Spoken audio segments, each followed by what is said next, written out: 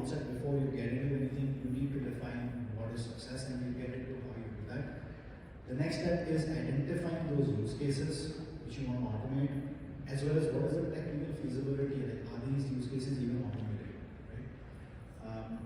Then you get into the business case development, and then finally into a delivery and execution map of how you can prepare it. Now, looking at how you define success, right? Like I said, 3 broad outcomes is what you should do. Is your customer satisfied? Is your agent empowered?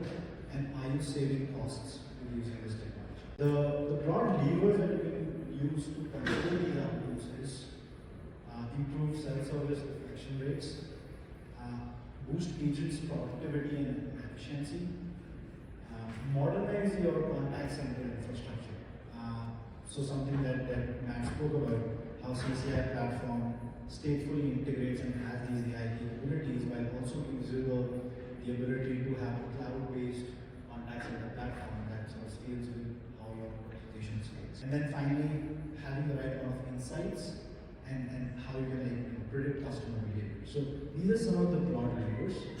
And if you distill them down into actual measurable KPIs, you would see something like, first of all, resolution rates, containment rates, cost per interaction. Right? These are some of the metrics that are very readily available, and even if they're not, they are like proxies or like data points that you would have in your organization that can get into these KPIs. So step 1, define success.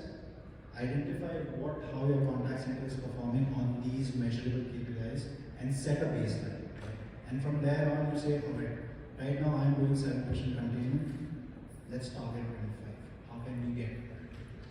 So how can you get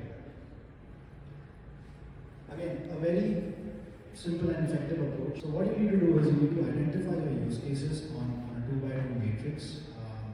The x-axis sort of talks about the degree of automation.